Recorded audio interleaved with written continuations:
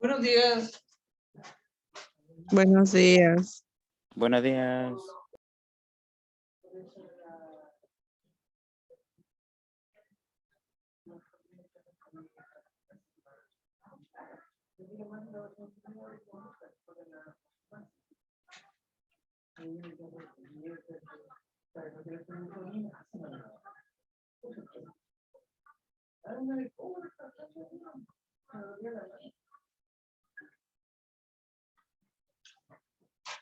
Buenos días, chiquillos. Hola, hola. Tan poquitos que hay.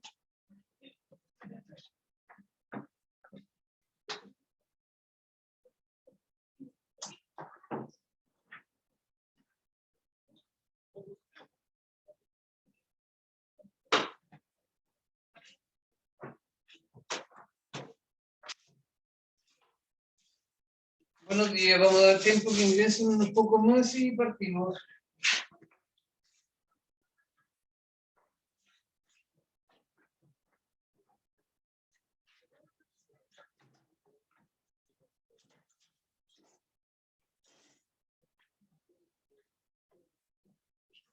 Y acá están llegando los demás.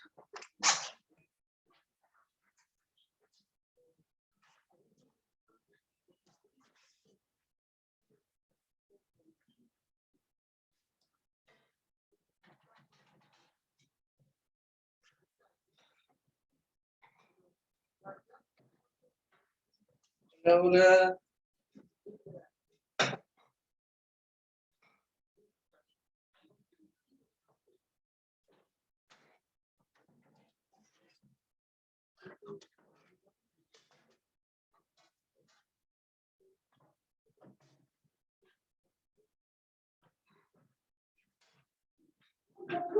Buenos días, chicos.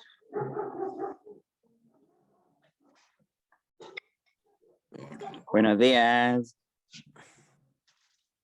Vamos a esperar que se conecten los que vienen y partimos al tiro.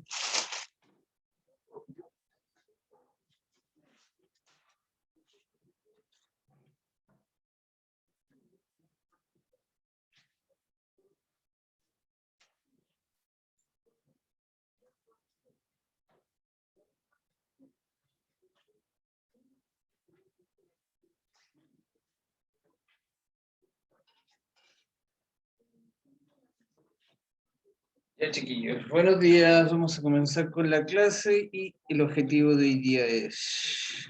Acá estamos.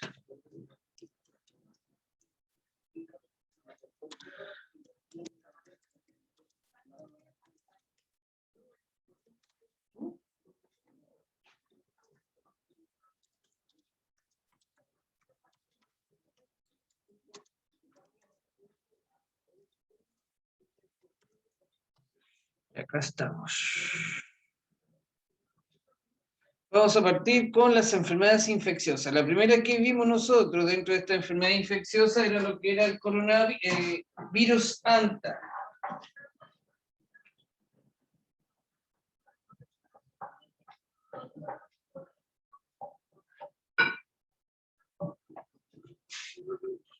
Dentro de este virus ANTA nosotros vimos cómo esta enfermedad, igual a que la que es el COVID, se transmite del ser humano, o sea, del animal al ser humano, pero esta no es tan contagiosa ni tan volátil como el COVID.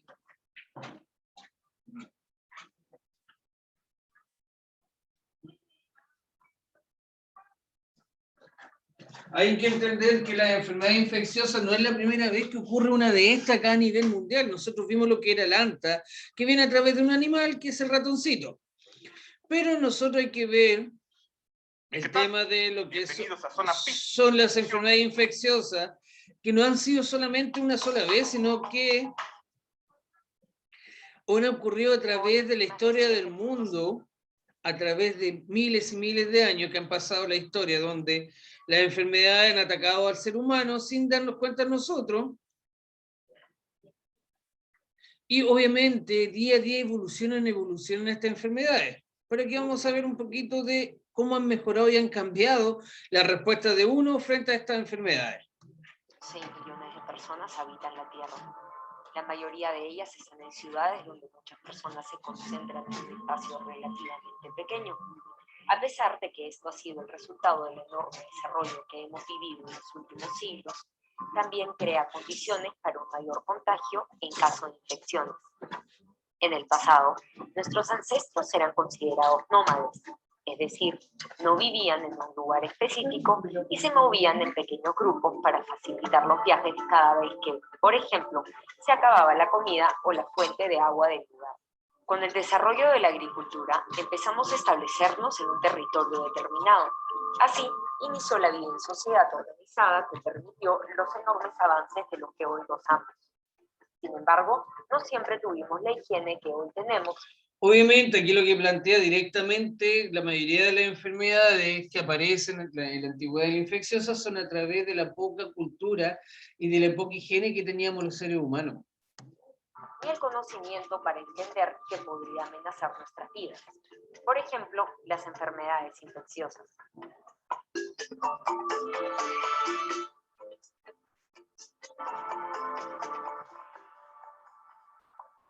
Uno de los primeros grandes brotes de infección de los que tenemos conocimiento es la plaga de Justiniano en el siglo VI después de Cristo. La plaga, una infección causada por una bacteria llamada Yersinia pestis, habría cobrado la vida de hasta 50 millones de personas, aproximadamente un 60% de la población europea en ese momento. Se cree que esta misma bacteria, 800 años después, causó más muertes que cualquier otra enfermedad infecciosa o guerra hasta ese momento. La conocida Black Death o peste negra mató hasta 200 millones de personas en los distintos brotes que tuvo. En este gráfico podemos ver cómo... Se dan cuenta, chicos, que no es solamente una sola enfermedad la que ha atismado al mundo, sino que han sido varias a través de la historia. Esta bacteria afectó el crecimiento poblacional. Recordemos que en esos tiempos el mundo era extremadamente pobre, gran parte de la población sufría de malnutrición, vivía en malas condiciones de salubridad y no se tenían los estándares de higiene que hoy tenemos. Por otro lado, no se tenía el conocimiento científico necesario para entender la plaga. De hecho, muchos atribuyeron su existencia a un castigo de Dios. No sabíamos de la existencia de bacterias o virus que podían causar enfermedades infecciosas. Los virus y las bacterias, protagonistas de gran parte de las enfermedades infecciosas, son microorganismos que no pudieron ser detectados ni estudiados hasta el desarrollo del microscopio y, en consecuencia, la microbiología. Así, a pesar de que el microscopio se inventó en el siglo XVII, recién a inicios del siglo XX se descubrió que... ¿A quién no se le ve el video? Porque vamos a ponerlo de nuevo.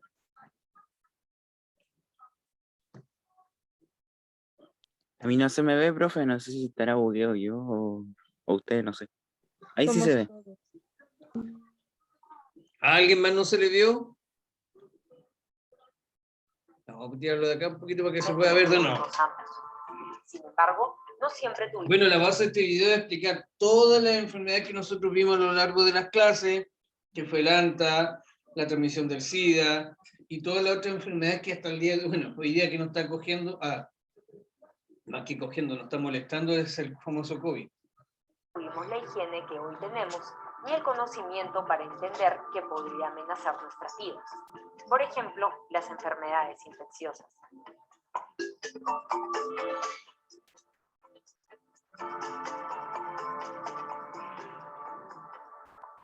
Uno de los primeros grandes brotes de infección de los que tenemos conocimiento es la plaga de Justiniano en el siglo VI después de Cristo.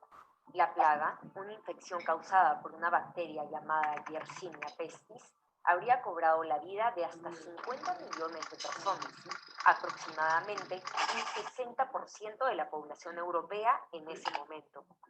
Se cree que esta misma bacteria, 800 años después, causó más muertes que cualquier otra enfermedad infecciosa o guerra hasta ese momento. La conocida Black Death o peste negra mató hasta 200 millones de personas en los distintos brotes que tuvo. En este gráfico podemos ver cómo esta bacteria afectó el crecimiento poblacional. Recordemos que, en esos tiempos, el mundo era extremadamente pobre, Gran parte de la población sufría de malnutrición, vivía en malas condiciones de salubridad y no se tenían los estándares de higiene que hoy tenemos. Por otro lado, no se tenía el conocimiento científico necesario para entender la plaga. De hecho, muchos atribuyeron su existencia a un castigo de Dios. No sabíamos de la existencia de bacterias o virus que podían causar enfermedades infecciosas. Los virus y las bacterias, protagonistas de gran parte de las enfermedades infecciosas, son microorganismos que no pudieron ser detectados ni estudiados hasta el desarrollo del microscopio y, en consecuencia, la microbiología. Así, a pesar de que el microscopio se inventó en el siglo XVII, recién a inicios del siglo XX se descubrió que estos microorganismos pueden causar enfermedades. Por ejemplo, en 1918, al acabar la Primera Guerra Mundial, una mutación del virus influenza afectó enormemente la expectativa de vida en el mundo. La conocida gripe española, que casualmente no se originó en España, sino en Nueva York, ha sido la pandemia más letal ocasionada por este tipo de virus. Las estimaciones varían entre 18 y 100 millones de muertes entre 1918 y 1920. Considerando que en ese momento había alrededor de 1.8 mil millones de personas en el mundo, esta gripe mató entre 3 y el 5% de la población mundial. Otro ejemplo, la viruela, una enfermedad infecciosa causada por el variola virus, fue considerada una pandemia durante la segunda mitad del siglo XX. Por ejemplo, para 1967 se registraban de 10 a 15 millones de casos cada año, considerando que... Mira, si miramos la viruela como una enfermedad que cuando apareció es igual a lo que estamos viviendo hoy en día, y que estamos claros que con la famosa vacuna del COVID, esto no termina este año, pero paso a paso, año a año, vamos a ver de repente que va a ser otra enfermedad más en las listas de las que han aparecido a través de la historia del ser humano. Y todas estas enfermedades son infecciosas, son de transmisión, se transmiten, ese es el problema que tienen. Según el Centers of Disease Control and Profe, Prevention, ¿qué hacía la viruela? en promedio, 3 ¿Cómo? de cada... ¿Qué hacía la viruela? ¿Qué hace la viruela? ¿Sí? La viruela es como una, a ver, es como una, bueno, es una peste.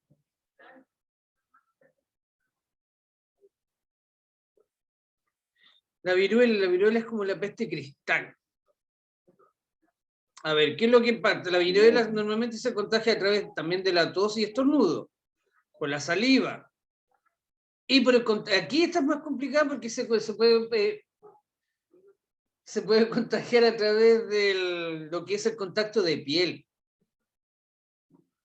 ¿Cachai? O sea, si yo te tomo a ti y yo tengo viruela en mis manos, te la puedo pegar así directamente a través de la piel. La viruela es como explicarla en pocas palabras que se entienda. La viruela es como una especie, así se le podría decir como resfriado, una que te va a dar ese miles de ronchas en el cuerpo, pero se transmite igual que un resfriado porque se transmite a través de la vía oral, y principalmente también es una bacteria que te ataca directamente a los pulmones. Más allá de que todo el cuerpo se te enronche, casi todas estas enfermedades son respiratorias. Todas estas enfermedades que se contagian a través de la respiración, así a través del aire, atacan los pulmones. Por eso te digo, principalmente, si te da viruela, a ti se te enroncha el cuerpo de puras manchitas, eso te empieza así como medio a deformar como está en la imagen, y te ataca posteriormente los pulmones y obviamente ya viene un problema respiratorio total. Y si se dan cuenta la cantidad de gente que murió de 10 a 15 millones de personas anuales, la viruela no tiene una cura 100% efectiva, tiene tratamientos que pueden evitar que se dé o se propague. Por eso a los niños se les vacuna cuando chicos. Cada 10 personas que fueron infectadas murieron, estamos hablando de entre 3 y 5 millones de muertes anuales. En total, habrían muerto alrededor de 300 millones de personas el siglo pasado a causa de esta enfermedad. Gracias a los avances en microbiología, se pudo crear una vacuna y erradicar efectivamente una enfermedad por primera vez. Aún así, las vacunas, que toman años en desarrollarse y cumplir con los requerimientos para entrar al mercado, no son la única opción de erradicar o prevenir la propagación de... Ahí viene el tema de cómo nosotros podemos prevenir estas enfermedades infecciosas. La vacuna y otra directamente a los seres humanos. una enfermedad infecciosa. Tenemos antibióticos para evitar complicaciones en algunas infecciones bacterianas, repelente para combatir los insectos que transmiten enfermedades, mejor tratamiento de agua y en general estándares de higiene, entre otras medidas disponibles gracias a la información que podemos obtener de cada microorganismo específico que pueda presentarse como una amenaza a la salud.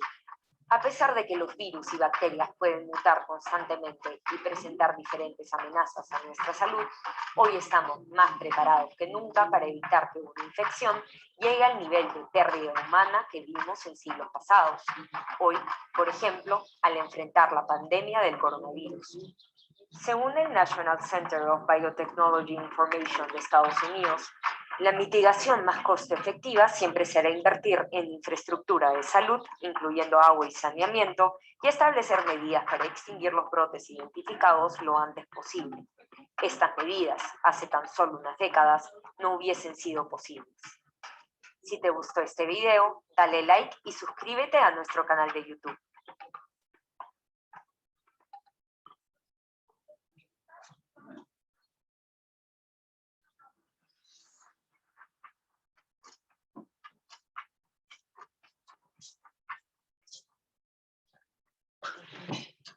Ya. Aquí nosotros vimos directamente cuáles son todas estas causas infecciosas. Hola a todos, bienvenidos a un nuevo vídeo.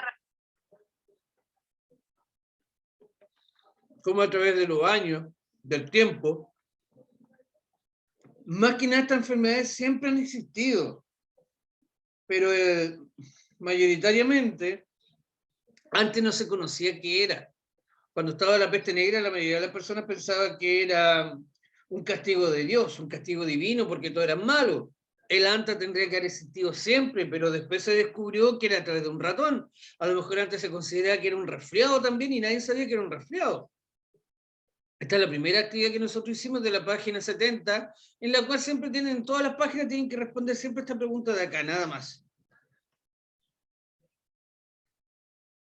Y de ahí nosotros avanzamos de la 70 a la 71 a la 72, 73, que hablamos directamente del SIDA. Nosotros hablamos del SIDA, de las cifras de SIDA en Chile. Nosotros ya vimos también que obviamente el SIDA es una infección, es una enfermedad infecciosa, pero que aquí se transmite de otra manera.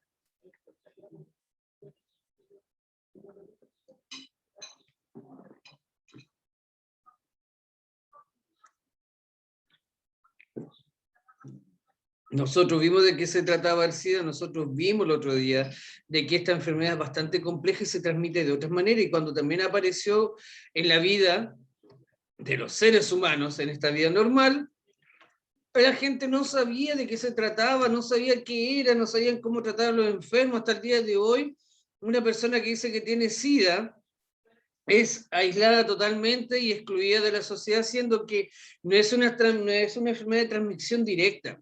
Es solamente a través de lo que son la sangre y obviamente a través de la sangre y a través de las relaciones sexuales. Por lo mismo también aquí en este mismo dice en el libro que obviamente la idea de tener relaciones sexuales obviamente es tener un cierto cuidado en el tema de usar preservativos siempre, o por lo menos tratar de tener una pareja única, o en todo lo contrario, que lo hable directamente, en tener más parejas, el hecho de cuidarse con el tema de la drogadicción, que acá en Chile no se ve tanto el tema de las agujas, o de las, ¿cómo se llaman estas? De las drogas duras que son inyectables. Porque en Europa la proliferación del SIDA es a través de la drogadicción, ya que los mismos las personas comparten jeringas y se contagian ellos mismos. Y aquí nosotros vamos a ver una cosita para ir más o menos avanzando rápidamente en lo que es cómo se contagia y cómo es el SIDA. Recuerden que se llama síndrome de inmunodeficiencia adquirido. Before getting sick with AIDS, victims are infected with HIV, human immunodeficiency virus. HIV is transmitted via unprotected sex and direct contact with blood during blood transfusions and unsafe needle practice. HIV can also be transmitted from mother to child during pregnancy, delivery, and breastfeeding. The virus attacks CD4 receptor cells in the immune system. Their role is to launch a counterattack when the body is invaded. Like any other virus, the AIDS virus has to penetrate a cell to replicate. The receptors on its surface enable it to merge with CD4 cells, immune cells. Once inside a CD4 cell, the virus modifies the genetic material. This means that HIV adapts the human gene so that our cells make copies of the virus. In just one day, our cells make billions of copies of the virus.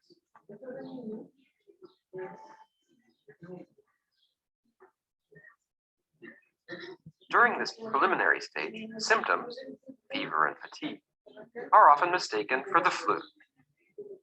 The body hasn't had time to register that it's under attack, and some tests are unable to confirm the infection. Second stage, CD4 cells lead their army of white blood cells into battle against the virus. Once besieged, HIV multiplies more slowly. This is the latent phase of infection that usually lasts for 7 or 8 years. Symptoms are few or even non-existent, and the immune system continues to function.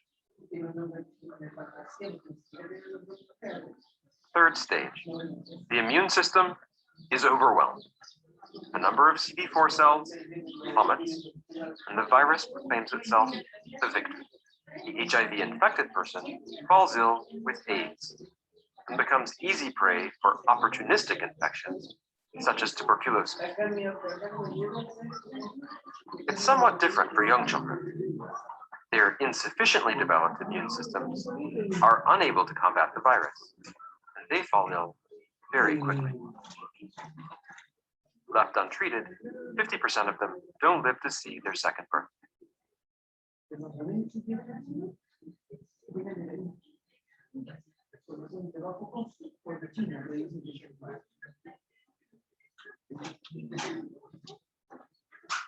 Bueno, acá quedó más o menos explicado un poquito, vamos a irnos viendo así como directamente los temas y muy puntuales. ¿Qué es el SIDA? Ya vimos más o menos cuál es el tema de la transmisión. Por eso le digo, todas estas enfermedades, cuando recién comienzan, nadie sabe qué son, cómo poder, ¿cómo se llama? Pararla. Recuerden que el SIDA apareció la primera persona registrada en el año 59. Recién para el año 80 se calificó el SIDA como enfermedad y se le dio un nombre.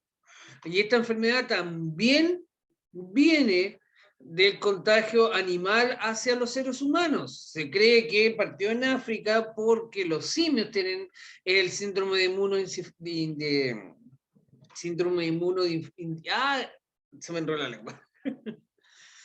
Tienen este SIDA que fue lo más seguro que fue adquirido por el ser humano a través del consumo de carne animal o carne mal composición, mal descompuesta. VIH o virus de inmunodeficiencia humana. Síndrome de inmunodeficiencia. Destruye lentamente el sistema inmune.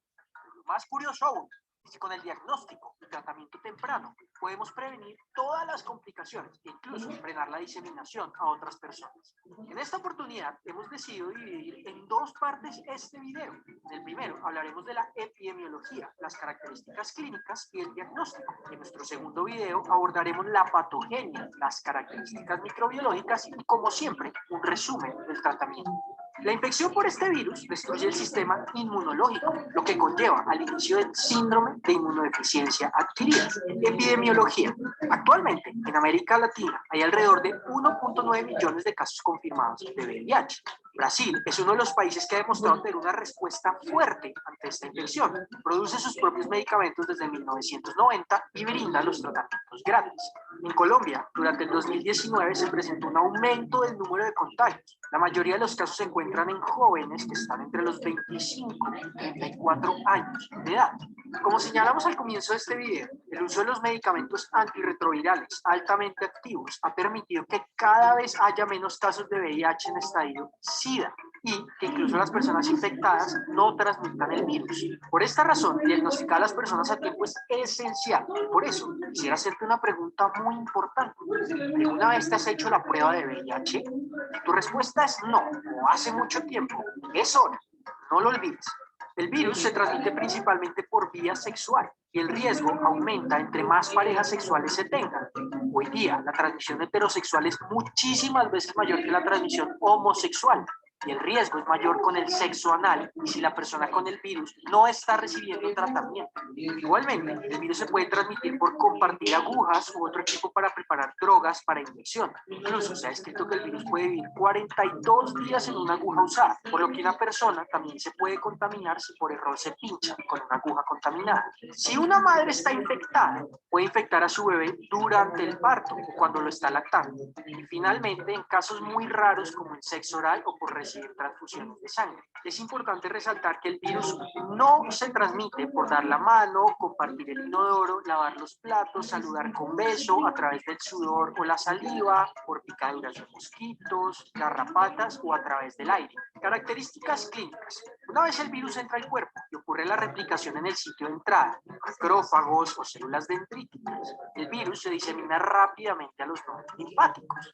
En promedio, después de 2 a 4 semanas se produce el síndrome retroviral agudo, con una duración aproximada de 12 a 28 días. Es muy frecuente el hallazgo de linfadenopatías o ganglios inflamados, muy parecidos a los síntomas de una gripe común. Durante esta fase hay una replicación viral activa en los linfocitos CD4 y una alta viremia, es decir, un número alto de virus en sangre. En esta fase, la persona es altamente infecciosa. Después de aproximadamente 3 semanas a 3 meses, la respuesta inmune humoral y celular empiezan a controlar la viremia.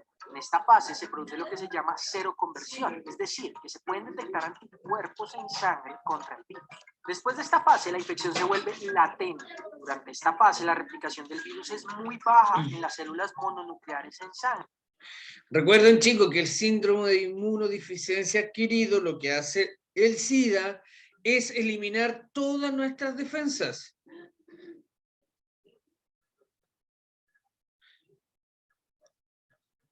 ¿No lo ven de nuevo el video? Idea mía. Vamos a ponerlo de nuevo. ¿Por qué? ¿Por qué? ¿Por qué no lo ven? Ya, vamos a poner todo de nuevo para ver si me dicen si se ve o no. Aquí lo que explica es cómo funciona el SIDA y cómo el SIDA ataca al organismo. Recuerden que el SIDA elimina todas las defensas de nosotros y hasta el más mínimo estornudo a una persona con SIDA le hace mal. Hasta un estornudo mínimo, una persona con SIDA la enferma y puede fallecer automáticamente. Tratamiento temprano. Podemos prevenir todas las complicaciones e incluso frenar la diseminación a otras personas. En esta oportunidad hemos decidido dividir en 2 partes este video. En el primero hablaremos de la epidemiología, las características clínicas y el diagnóstico. En nuestro segundo video abordaremos la patogenia, las características microbiológicas y, como siempre, un resumen del tratamiento. La infección por este virus destruye el sistema inmunológico, lo que conlleva al inicio del síndrome de inmunodeficiencia adquirida. Epidemiología. Actualmente, en América Latina hay alrededor de 1.9 millones de casos confirmados de VIH. Brasil es uno de los países que ha demostrado tener una respuesta fuerte ante esta infección.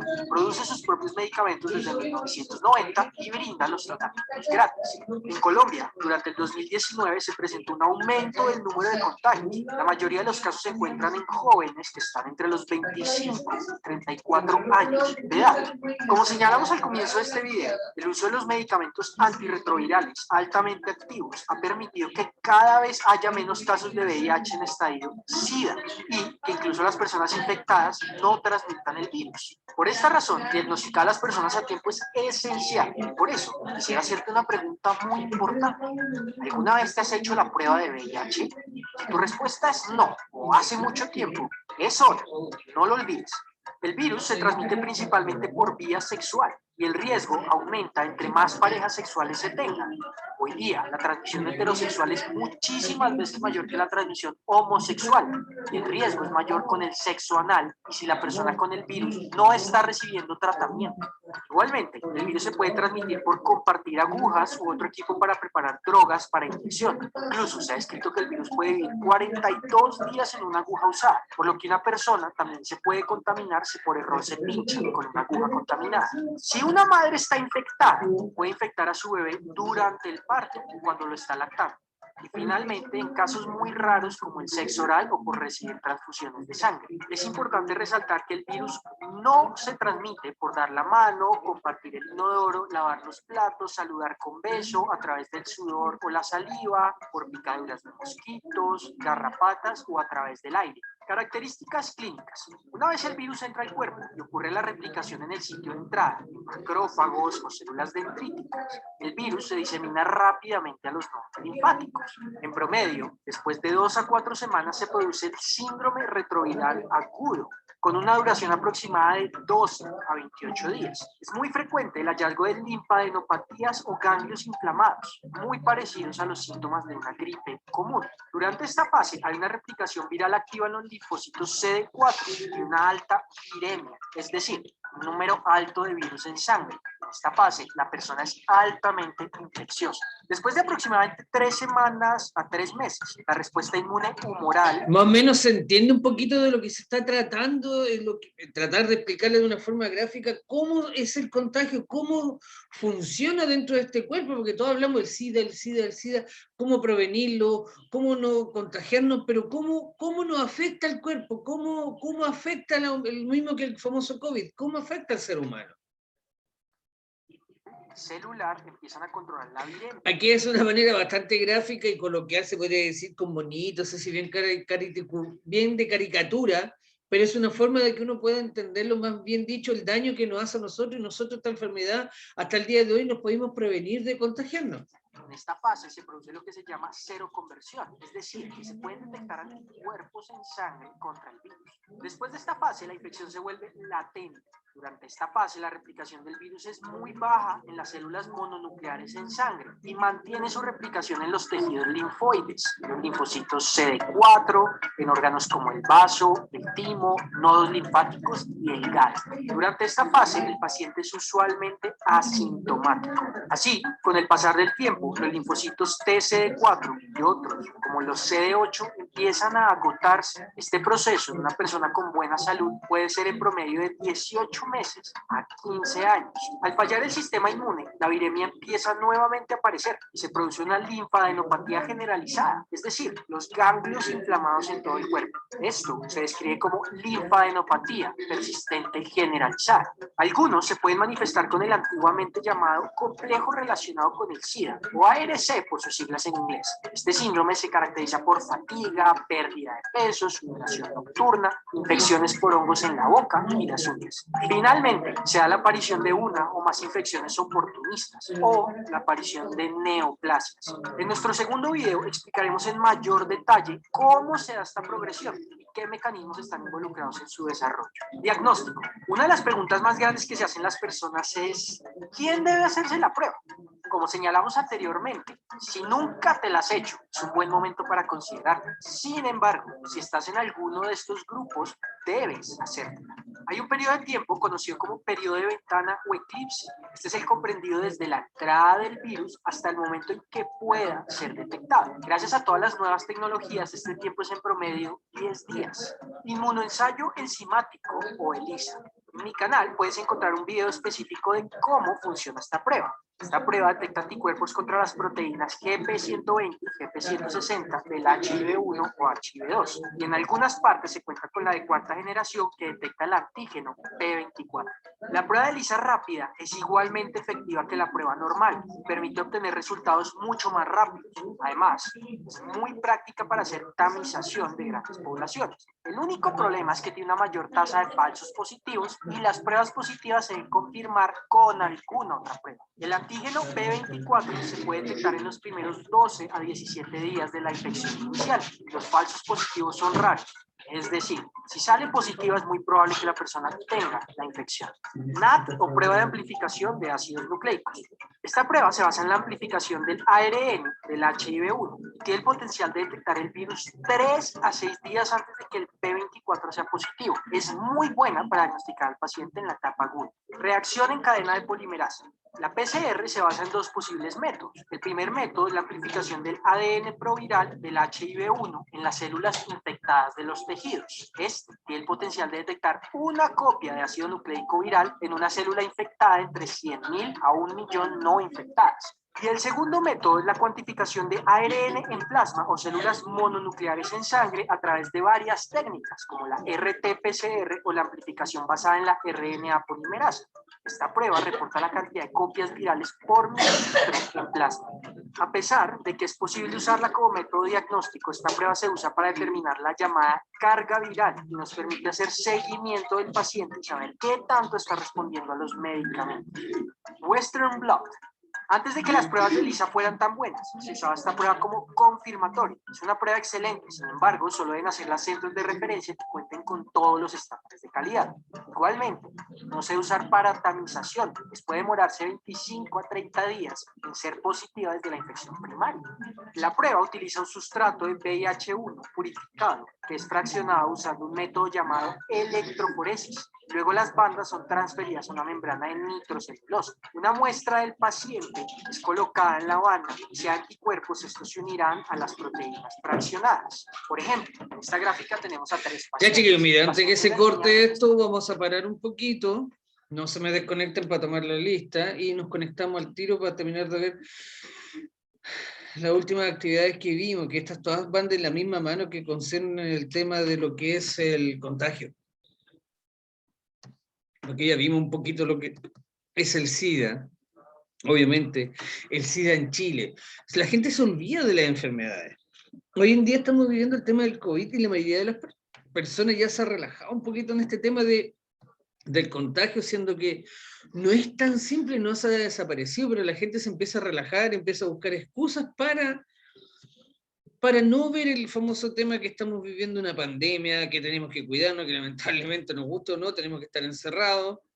Entonces, ahí es el problema. Acá nuevamente vamos a ver todos, ¿cómo podemos prevenir el SIDA? Y las enfermedades ITS, la enfermedad de transmisión sexual. Pero eso me quedan 2 minutos, así que me desconecto y volvemos al tiro y las vemos. Ya chicos, no se me vayan, voy y vuelvo.